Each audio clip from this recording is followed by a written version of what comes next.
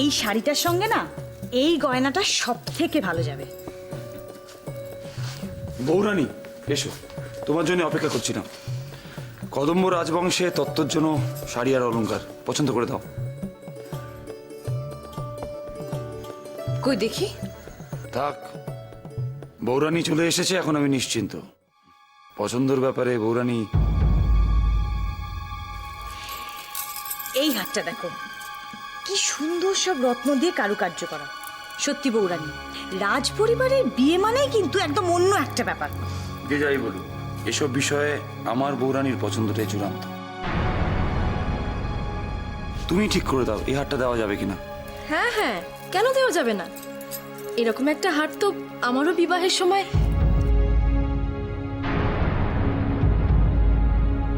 না মহানা, আমার মনে হয় এই অলংকার রাজ পরিবারের উপযুক্ত নয়। আরো নতুন ধরনের অলংকার কিন্তু প্রয়োজন। বৌরানী, তুমি যেরম ভাবে চাইবে ঠিক সেভাবেই তত্ত্ব যাবে। আর তুমি যখন এই হারটা পছন্দ করেছো, এই হারটাকে পছন্দের তালিকায় রাখতেই হবে।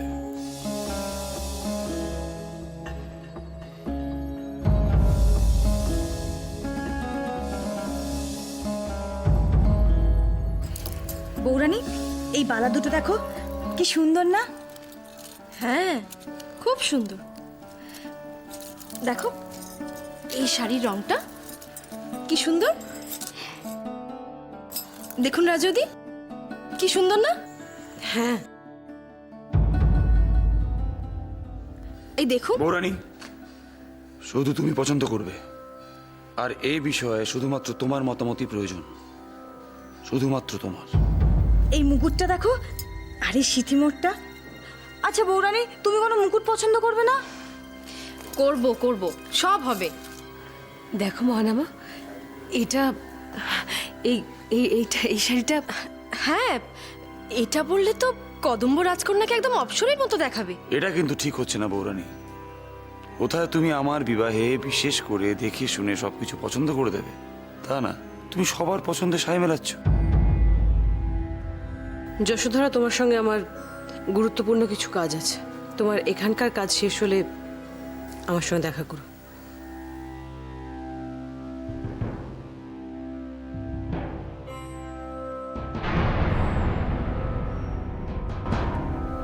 রাজপুরোহিত মশাই, আমি তো কিছুই বুঝতে পারছি না, আপনি এত চিন্তিত কেন? আমাকে ক্ষমা করবেন রাজন, কয়েকটি অপ্রিয় সত্য কথা আমাকে বলতে হবে, মানে আমি বলতে বাধ্য হচ্ছি। কয়েকটি বিষয় আপনি যেভাবে ভাবছেন, যতটা সহজ ভাবছেন, ব্যাপারগুলো কিন্তু ততটা সহজ। আমি কিন্তু আপনার এই অর্থ কিছুই বুঝতে পারছি না।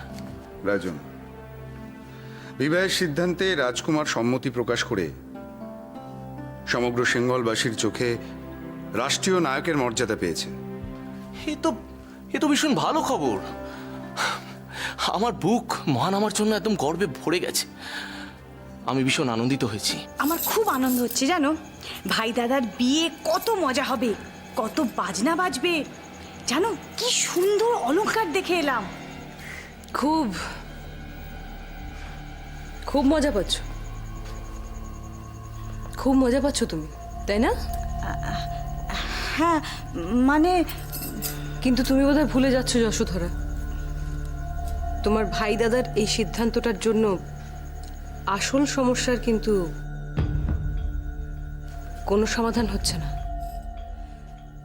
সমস্যা? সমস্যা কোথায় পেলে? এখানে একটা সমস্যা রয়েছে রাজন।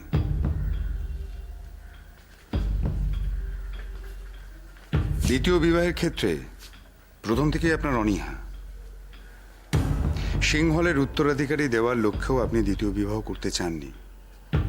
তারপর রাজকুমারীর সাথে দাবা খেলায় পরাজিত, শপথ গ্রহণ, এই পুরো ব্যাপারটাই সকলে জানে। অথচ সিংহলকে যুদ্ধর হাত থেকে রক্ষা করার জন্য নিজের ইচ্ছে অনিচ্ছাকে মর্যাদা না দিয়ে রাজকুমার এই বিবাহে সম্মত হয়েছেন। স্বাভাবিকভাবেই আপনার তুলনায় গোটা সিংহল জুড়ে রাজকুমার অনেক গুণ বেশি শ্রেষ্ঠত্ব অর্জন করলেন। আপনি অদ্ভুত কথা বলছেন রাজপুরোহিত মশাই। মহানামা কি আমার প্রতিদ্বন্দ্বী? মহানামা হলো আমার ভাই। ও এই বিবাহের সম্মতি দিয়ে প্রমাণ করে দিয়েছে ওর শরীরে রাজ রক্ত বইছে। আমার ভাবতেও ভালো লাগছে ও নিজের দেশকে এতটা ভালোবাসে, ঠিক আমার মতো। ওর এই সিদ্ধান্তে আমি খুব খুশি হয়েছি। তোমার এত খুশি, এত আনন্দ কিছুদিন পরে থাকবে তো যশোধরা? তুমি কি বলছো রাজৌদি? আমি তো কিছুই বুঝতে পারছি না। বুঝতে পারছো না? তাহলে আমি তোমায় বুঝিয়ে দিই। আচ্ছা আমায় বলো, উপতিষ্যর জন্য বিবাহ প্রস্তাব আনা হয়েছিল কেন? পুত্র, উত্তরাধিকারীর জন্য। একদম ঠিক। এই তো, কত বুদ্ধি আছে তোমার। আচ্ছা এবার বলো, মহানামা যদি এই বিবাহ করে তাহলে উপতিষ্যর উত্তরাধিকার সংক্রান্ত সমস্যার কোনো সমাধান হচ্ছে কি? না মানে হ্যাঁ, সেটাই তো বলছি তোমাকে। উপতিষ্যর তো দরকার একটা পুত্র সন্তান, তাই না? তাহলে কি হবে? তোমার তো একটাই পুত্র সন্তান যশোধরা। কি সুন্দর ছোট্ট ফুটফুটে একটা ছেলে। জয়দ্রথ তো ওকেই দিয়ে দিতে চেয়েছিল উপতিষ্যকে। তোমার মনে আছে আশা করি? হ্যাঁ। আবারও যদি না, না না, আপনি ভুল করছেন। প্রধানমন্ত্রী মশাইও এই একই কথা বলছিলেন, কিন্তু আমি তা মানি না। কিন্তু রাজন, সমগ্র সিঙ্গলবাসী কিন্তু একই কথা ভাবছে। মহানামা নিজের দেশকে ভালোবেসেই মহৎ কার্য করতে চলেছে, কিন্তু এই সমস্ত বিষয়টিকে একটি রাজনৈতিক রূপ দেওয়া হচ্ছে। আমার খুব খারাপ লাগছে। আমার নিজেরও ভাবতে খুব খারাপ লাগছে যশোধরা। তোমার পুত্র তোমার কত আদরের। যে কোনো সন্তানই তার মায়ের কাছে কতটা আদরের একজন নারী হিসেবে আমি তা বুঝি। একবার ভেবে দেখো, উপতিষ্য যদি তোমার সন্তানকে দত্তক নিয়ে নেয় তাহলে কি হবে? তোমার সন্তানের উপর তোমার আর কোনো অধিকারই থাকবে না। সে জানতেও পারবে না তার আসল বাবা মাকে। না রাজৌদি, না,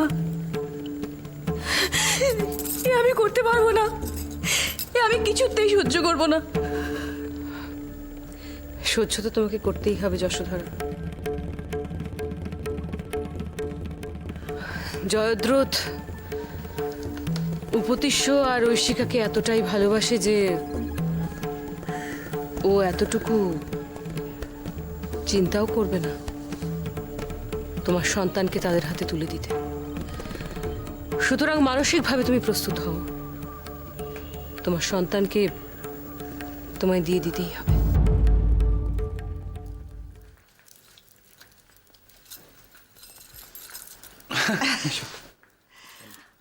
ঐশিকা নিয়ে আসছে আমার হাতে তৈরি মনোহরণী ক্ষীর। তোমার কেমন লাগলো বলবে। মনোহরিণী ক্ষীর? হ্যাঁ, এই ক্ষীর তো খেতে ভালো লাগবেই রাজিমা। এই যে আপনার হাতের তৈরি। কি বলছে দেখো, আমি তৈরি করেছি বলেই ভালো। কুমার, এই ক্ষীর কিন্তু বিবাহের আগে রাজপুরুষদের খাওয়ানোর সিংহল রাজপরিবারের একটা বিশেষ আচার।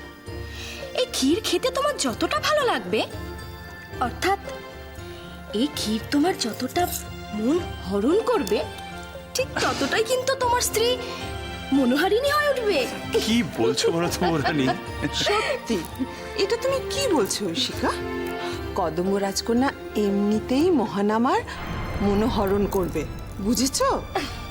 সে রূপে গুণে অদ্বিতীয়া। তাই নাকি? হ্যাঁ, আর আমি শুনেছি তার গায়ের রং গলানো সোনাকে হার মানায়। ও মা, দেখো দেখো মুখটা, দেখি দেখি দেখি দেখি দেখি দেখি। মহানামার সঙ্গে ঐশিকা আর রাজিমার এত কি প্রয়োজন?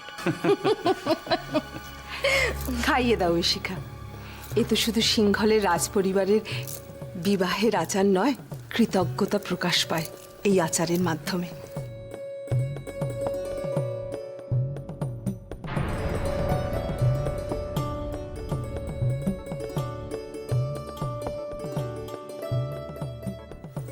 সত্যি কুমার, তুমি এই বিবাহ করছো বলে আমি মহারাজের একমাত্র স্ত্রী ও সিংহলের পাটরানী হিসেবে মর্যাদা পাচ্ছি। আমি সারা জীবন তোমার কাছে ঋণী হয়ে থাকবো। কি বলছো বৌরানী তুমি? তুমি নিজের মর্যাদায় এই অধিকার অর্জন করেছো, আমি কিচ্ছু করিনি। কি কেমন হয়েছে বলো? অসাধারণ, সত্যি অসাধারণ। অসাধারণ? রাজিমা, তার মানে কদম্ব রাজকন্যাকেও অসাধারণই লাগবে, তাই না? অসাধারণ তো লাগবেই। এই ক্ষীর তৈরির জন্যে কেশর, বাদাম, এলাচ, পেস্তা সব উপাদানগুলো বিভিন্ন প্রদেশ থেকে সংগ্রহ করে এই ক্ষীর তৈরি হয়েছে। যদিও এই ক্ষীর খাওয়ানোর রেওয়াজ দিদি বা বোনেরই, কিন্তু ত্রিজটা তো। না রাজিমা, বৌরানী তো খাওয়াচ্ছি। আর বৌরানী শুধু আমার কাছে বৌরানী নন, তিনি আমার সব কিছু।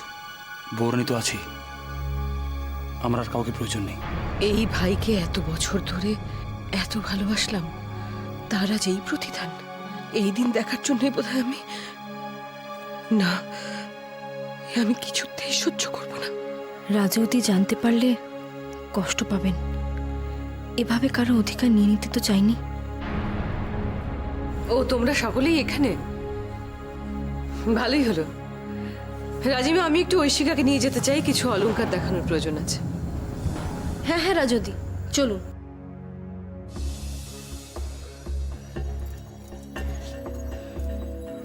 আমি আসি রাজিমা। এসো, তোমাকে জল দিই। খেলাটা তাহলে ভালোই জমে উঠেছে, একেবারে এই মনোহরণী ক্ষীরের মতো। যে চালটা আমি ছেড়েছি তা দেখছি ক্রমশ ফলপ্রসূ হচ্ছে। ভালো ভালো, খুব ভালো।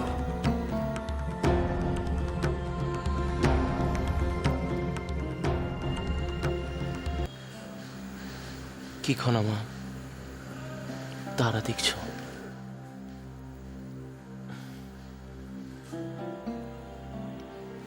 গত বেশ কিছুদিন ধরে আমাদের উপর দিয়ে ঝড় বয়ে গেল, অবশেষে শান্তি বিরাজ করছে। রাজকর্তব্যের দ্বন্দ্ব যে কি কঠিন। রাজকর্তব্যের দ্বন্দ্ব কি বাবা?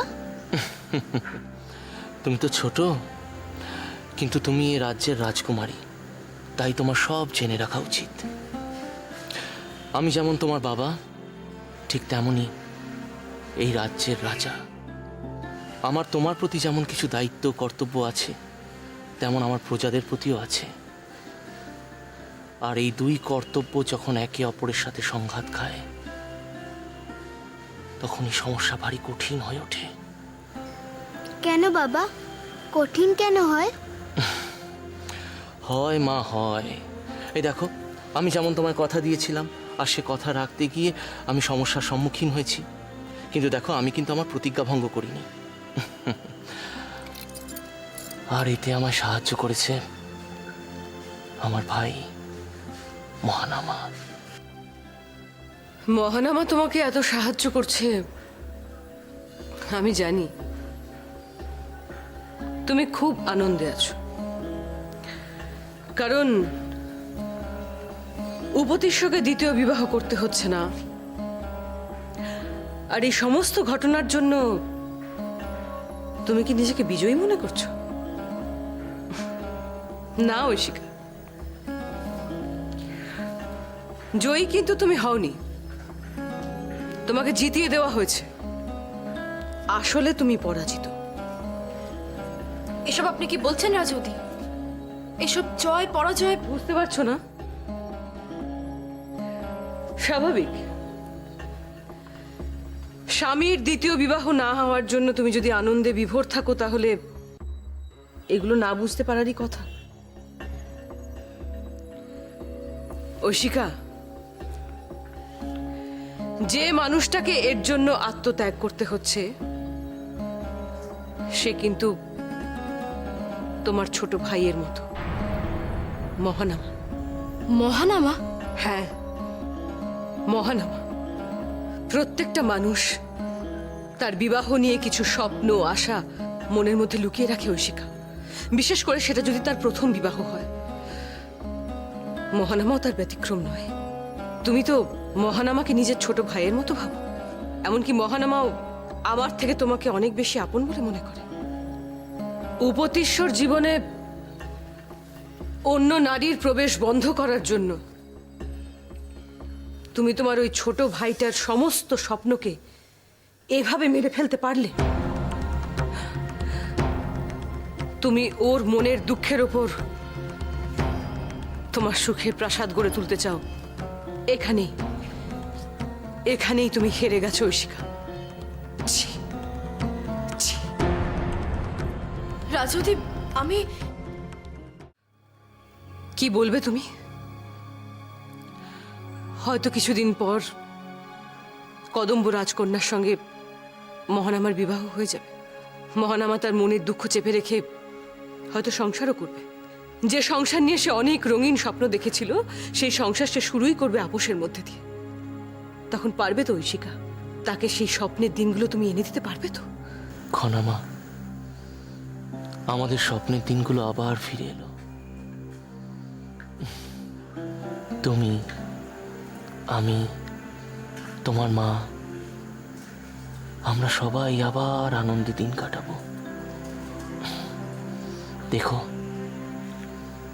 আমাকে তোমার মার থেকে কেউ আলাদা করতে পারবে না, কেউ না।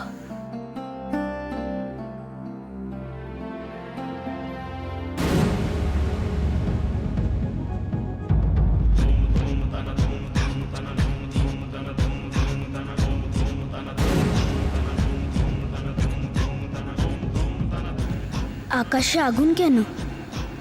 এর মানে কি? কোনো বিপদ আসবে না তো? আমার খুব ভয় করছে।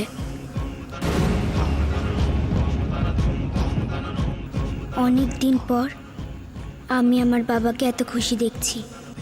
আমার ভয়টা বাবাকে কিছুতেই বুঝতে দেব না। সারা জীবন মহানামা তার মনের কষ্টটা মনের মধ্যেই চেপে রাখবে। তুমি তো নিজেকে তার দিদি হিসেবে দাবি করো, তাই না? তুমি এত বড় কথাটা বুঝতে পারলে না ঐশিকা? নাকি বুঝেও বুঝতে চাইলে না? আসলে তুমি খুব স্বার্থপর। তুমি নিজের সুখের জন্য যা খুশি তাই করতে পারো। বড় মাছ যেমন পেট ভরানোর জন্য ছোট মাছকে গিলে খায়, তুমি ঠিক তেমনই। রাজতী, সারা জীবন আনন্দ উপভোগ করো, আর দেখো ছোট ভাইটার সারা জীবনের আনন্দ কিভাবে তোমার চোখের সামনে শুকিয়ে যায়।